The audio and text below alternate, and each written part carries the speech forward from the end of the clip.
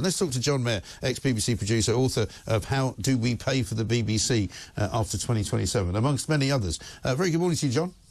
Hello, good morning, mate. We've been having a very lively conversation this morning about cabinet ministers taking money away from pensioners' heating allowances and then claiming their own second home heating allowance. But it seems the BBC, to a lesser extent, has wasted some licence payers' money on taxis, on trains and hotel bookings that were never used. 2,500 rail tickets, 324 rooms and 1,581 taxis paid for but cancelled. And they can't get refunds. So 235,000 quid down the Swanee.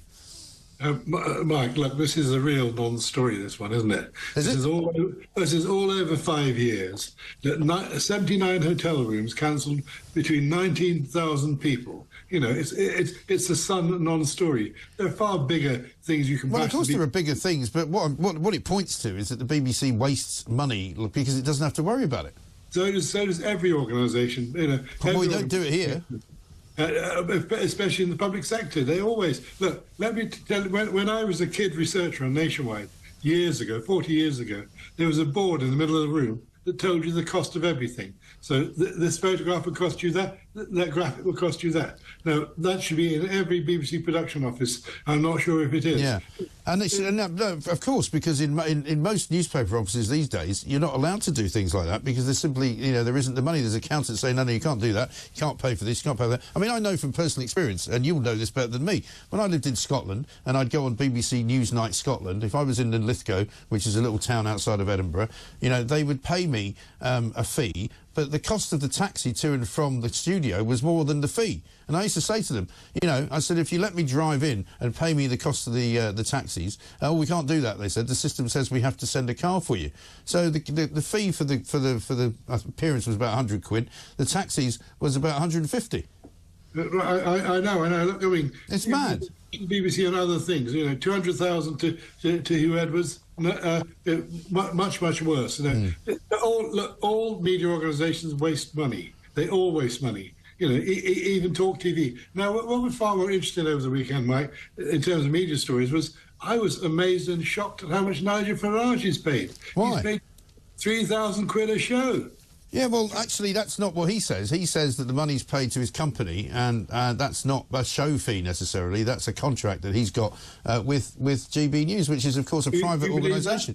And the difference between, for example, him and Gary Lineker is that Gary Lineker's paid from the public purse, and that's why people have got such a focus on the news coming out of BBC.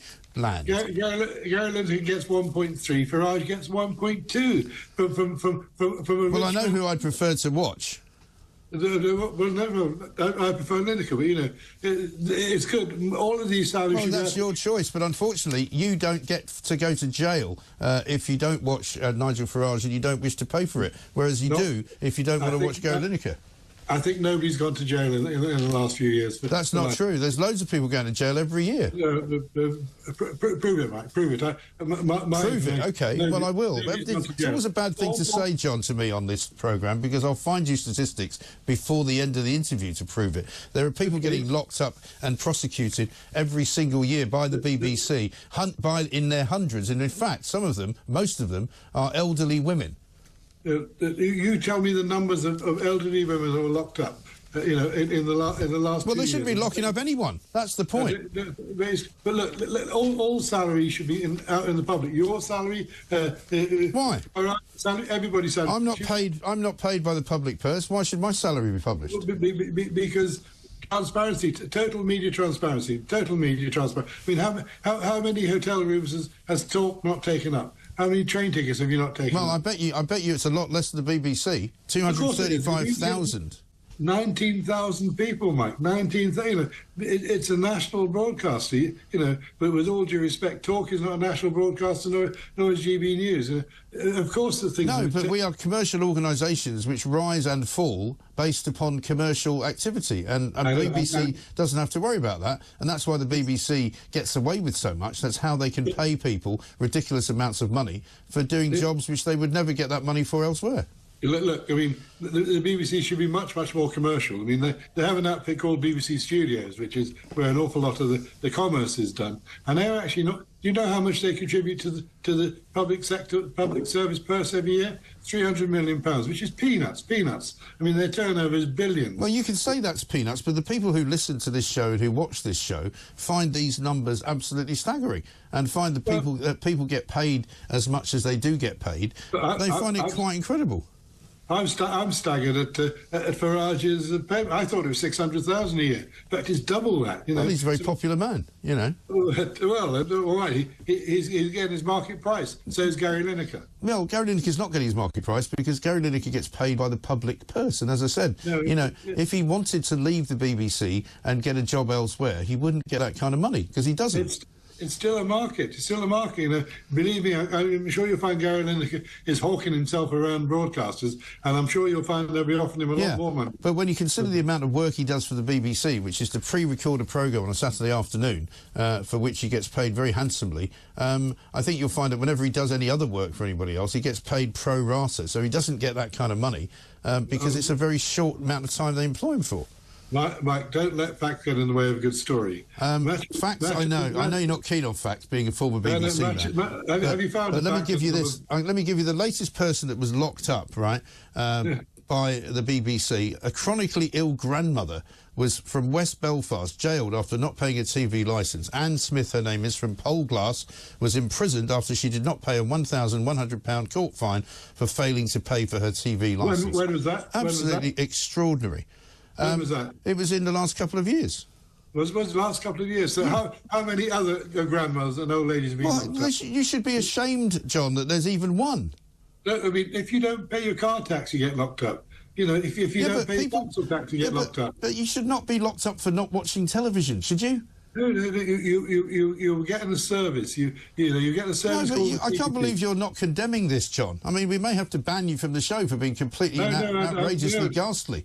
Don't cancel me yet, Mike. No. I have to cancel you unless you condemn this ridiculous ruling. You're not going to condemn sending an old grandmother chronically ill to prison. You're not condemning that. The licence fee is an archaic system, and something needs to be done to bring it up to date. And you know my view. I think there should be a hybrid licence fee, £100. You get everything from the BBC, everything else you pay for the other side of the aisle. They've locked up, right, since 1995. They've locked up in the BBC for not paying their TV licences very nearly 2,200 people. 1,444 men, 754 women. Absolutely outrageous. What's the source of that? That's a false Full thing. Fact is the source of that. What is? Full Fact. Yeah. Well, you're going to dispute that as well, or the BBC doesn't lock people up. It's a well, they do. They've just locked up 2,100 of them. You asked me for proof. I've given it to you. Like all lefties, you can't accept it. Mike, the BBC is not a police force. Well, why are they locking people up then? They don't lock people up. They've just done it. People don't pay their licence fees. They go to court and they usually get a little fine. Right, that figure of 2,000. What else are they going to start locking people up for? Not watching EastEnders. We're going to punish you for not watching Strictly. Not paying the council tax. Not watching Strictly. Not paying any other licence fees. Unbelievable. You're a very bad man, John. You're a very bad man. I can't have this. See you soon. See you later. John Mayer, ex-BBC producer, doesn't think that locking up people for paying their TV licence is a bad thing. Amazing. Absolutely incredible.